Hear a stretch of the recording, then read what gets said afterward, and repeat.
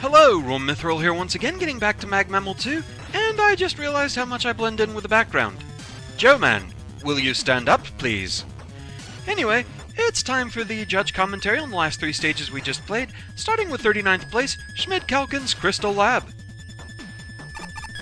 Snow and Pyro. A good concept for a stage, and the rising platforms are simple but effective, but the stage itself seems marred by bizarre design choices. There's random usages of insert utility weapon of your choice here, spread throughout the stage, especially near the beginning, and to be honest, my first thought was that the level was broken rather than me having to use super arrow or something. And there's also a few stretches of random wheel cutter usage. The level does give you a heads up by putting cutters in the background, which I didn't even notice them until my second playthrough, because I don't really have a keen eye for graphical things. The second shaft of wheel cutter usage is particularly frustrating to me. The slipping through spikes maneuvers are very finicky, and due to the fast rising speed of wheel cutter, it's hard to really react at all. It also doesn't help that no matter what path you take, the checkpoint is quite a ways away from the shaft you'll most likely keep dying in.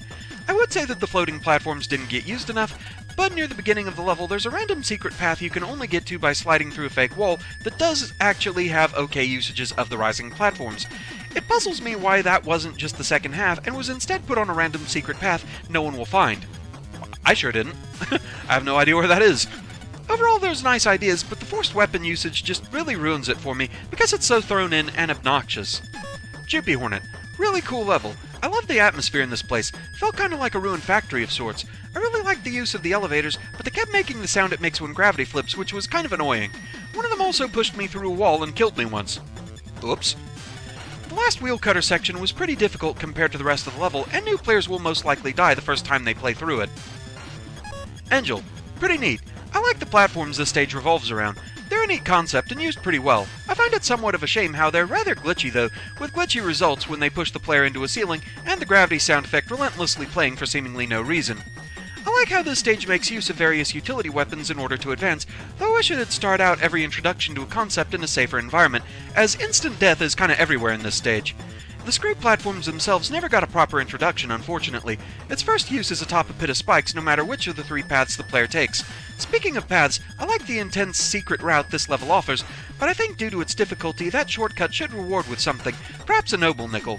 The final section before the boss feels pretty epic, and despite my numerous deaths, I'm a big fan of it. Nice level overall. Gariri. I don't get it. What is this level trying to be? The level design in this one isn't as bad as the others in terms of enemy placement, for example, but the stage layout is just so awkward it almost feels as if the author had tried to implement secret paths into the level, but didn't do it. It could have been a good level, the ideas were where they should have been, but the execution is just really, really bad. Ace Spark. There's plenty to be happy about with this one. Your segments with wheel cutter and your rising platform gimmick was neat, and the auto-scroller and vertical room, which combine both, are really quite enjoyable to go through. The enemy setup made good use of shield attackers. It's just got a few niggles that hinder it a bit. The level is a tad ugly, mostly in color palette. Why is this monochrome? This gets very dull after a while, and not even a decent tile set can salvage it. It makes it hard to tell what you can and cannot walk on at times. You didn't take a few things into consideration. Namely, I really think you should have taken the option to render wheel cutter with infinite ammo, because you based this entire stage around it, which is fine by itself, but you have infinite lives here, and any player who is struggling will be forced to reset. Your rising platform gimmick also breaks one of the Mega Man conventions. Gimmicks should respawn or outright kill you if you fail them. Having them not reset and forcing the player to kill themselves goes against every gameplay instinct the player will have. Finally, there are a lot of areas that look like either the correct route or an alternative route, and they aren't. This sort of thing baffles the player. That is one thing I will point out with this stage, is I generally like to show alternate paths, but it was really hard to grasp what was and wasn't an alternate path here. Like the secret path, I have no idea where that was, so the stage is just kind of sprawled out all over the place, and it's really hard to know what I should have gone back and shown, or what have you. Also, I do kind of agree on the monochrome thing. It would have been nice to see more colors, but that's just kind of personal bias. Like, people have asked me before, what's your favorite shiny, because obviously I love shinies. And I tend to prefer colorful gemstones like rubies, emeralds, amethysts, things like that, to, like, just white diamonds. I like a lot of color variants in gemstones, so that could have been kind of cool to see here. But overall, this was a pretty decent level. The platforming gimmick, the rising platforms, they were simple, but for some reason I really liked them. Just the aesthetic of them I thought was really nice. So, again, decent level, but I feel like more could have been done with it just to push it over the top. But really good overall. I like this one. I swear it's not just shiny bias. 38th place, Mugman, Nitrogen Man. Snow and Pyro. Aw, I like the idea of a Nitrogen Man, and I was hoping for some good usage of time bombs and wave streams, but unfortunately the level just didn't really do much in general. Many of the wave streams don't really pose a true threat. The level is very open, so that means you can jump over them easily. I feel like the wave streams work much better when the level is cramped. Besides the ideas, the level just plays like Gemini Man Above Ground Section Mark II. It's the same types of enemies, same types of obstacles, it's just kinda there. The level doesn't really do much, and that's what brings it down for me. Also, random Chill Man fight at the end? I suck at fighting Chill Man. Just use wire, it's hilarious. Joopy Hornet. This level just felt like a ton of wasted potential. The recolored Shadow Man tile set looks nice. Huh. Not actually sure I recognized that it was Shadow Man. Just recoloring it makes it look so different. Anyway, the recolored Shadow Man tile set looks nice, but I'm assuming by nitrogen you meant liquid nitrogen, so you could have used some really cool ice-themed gimmicks, like the melting blocks. Get it? Cool ice-themed gimmicks? Ice puns are too easy even if you're not trying for them. It started off nicely with the Waveman steam puffs that freeze you, but there could have been so much more. I was even more disappointed that the level is called Nitrogen Man, but the boss was just Chill Man. Angel. Cool, level. It can get somewhat samey after a while, but it has some solid idea and sticks to it. I kinda wish it didn't forget about its exploding platforms after the first few screens though. The background palette can be somewhat eye-searing at times, and I sometimes jumped into the water by mistake, thinking of it as ground. Ground also has the texture of water. But the aesthetic is nice otherwise.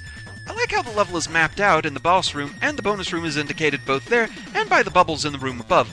But it's empty? What a disappointment. I want my money back. So that's what the background was in the boss room. I kind of wondered about that. It is a shame that there's a bonus room that's just nothing. Feels like there really should have been something there. That would have been a cool little kind of treasure hunt thing. Gariri. There's really not much I can say about this stage. Nothing here is too impressive, but I enjoyed it. The level design is also fairly solid, although some spots are kinda cheap or just boring and empty. It's a bit short, and there could have been more to it, but it's alright. And A-Spark. There is some promise in the concept of this level. An entire base filled with nitrogen-based gimmicks. Intriguing. And then, nothing happens. This level feels a bit half-baked. Even the tile set doesn't bother animating tiles that clearly should be. The effort to take standard Mega Man tiles and make them themed together is appreciated. Your sole new gimmick is purely there to waste time. It aids in the level's theme, but that's about it. The fact it freezes you in place is actually a detriment to your stage, because this fact doesn't even matter. You're also incredibly inconsistent with the ice tiles. Floors that look identical in this stage act differently. It's very confusing. Credit will be given where credit is due. The few screens with the count bombs are expertly pulled off. Unfortunately, the same care wasn't taken elsewhere. Not outright terrible, but it is rather there, and the sheer pointlessness and annoyance of your new gimmick is a major detriment. I don't think I ever got hit with the jet stream, so I didn't know they actually freeze you. Considering the theme of the stage, it does make sense, but maybe more needed to be done with it. Also, I actually didn't notice that some floors look the same but behave differently. It is pretty much one of those stages that it does just feel kinda there. Enemy placement again here, it felt kinda feast or famine. There were stretches that felt kinda empty, others that maybe felt a little cramped. Overall, it was an okay stage, but again, more could have been done with it, I think. And finally, 37th place, quest marks Duwang. Star and Pyro. Is this memes? Pretty good level. The aesthetics are pretty weird and definitely not something I've seen in Mega Man before. The design isn't the best ever, but I liked some of the ideas present. I like how spines are used in the first section, and there are some kinda neat setups with the Plant Man platforms in the second section. I don't like some of the enemy placement in the second section though. There's enemies like crazy cannons that just seem placed to waste your time rather than actually provide a challenge. The third section is interesting and really stressful, but I think the gimmick is badly introduced. I didn't get what the sign meant until my second playthrough, so on the first playthrough I was just trying to get through the section as fast as possible and getting extremely paranoid of the death wall coming out of nowhere. It's an interesting stipulation when you get it though, and it affected my playstyle personally quite a lot. So, while it's not perfect, the level has some interesting ideas, and it's a good level overall. Also that meme room. SMH. So much hate, I think? I'm not up on my internet lingo, I'm not hippin' with it like the kids of today. I've learned a lot of abbreviations during this run. Joopy Hornet, picture this. You're just strolling through a city, shooting a bunch of enemies, admiring the cool graphics, and minding your own business, and then, oh man, a giant wall of hands comes out of nowhere and kills you instantly. Ah! That's what happened to me in the second half of the stage. The first time I played this, I had no clue what caused that to happen, but the second time I noticed the picture on the wall and realized that it happens whenever you press the left arrow. A text sign saying "Don't look back" or something similar would have been nice. Also, some of the Plant Man platforms in the aerial section despawned, so I had to use Rush Jet. Maybe add a few safe platforms in case that happens, like count bombs. Angel. Probably the most memorable thing about this level is the section of Death Hands. Only for the hands. Loving those. My favorite section to play through, however, was the platforming section. While it doesn't do anything particularly innovative, I like how it makes you shoot a long distance to activate a platform or take down a foe. The first section suffers a lot from the background, and the no left section has some spam issues near the end and ends up getting rather repetitive. I'm not a big fan of this level's visuals. Gariri. I really enjoyed playing this stage. The level design is very solid, and the ideas behind it are very interesting. I also like the aesthetics and music used in this stage. However, there are quite a bit of problems. The section with the gray hands thing is very difficult to comprehend at first, and you'll be confused when they get triggered randomly, but once you learn the mechanic, it becomes a fairly interesting section. Aside from that, the visuals, although as mentioned previously, look good, it still feels a bit nauseating just looking at all this blend of colors. And finally, the Noble Nickels didn't need to be where they are. To conclude, this is definitely one great level, but it has some issues. And a spark. What the heck? I don't even... If I could leave the review there, I would. I have no idea what was going on, and at this point, I'm too afraid to ask. This was... creative? The idea here was actually fine, but your implementation killed it.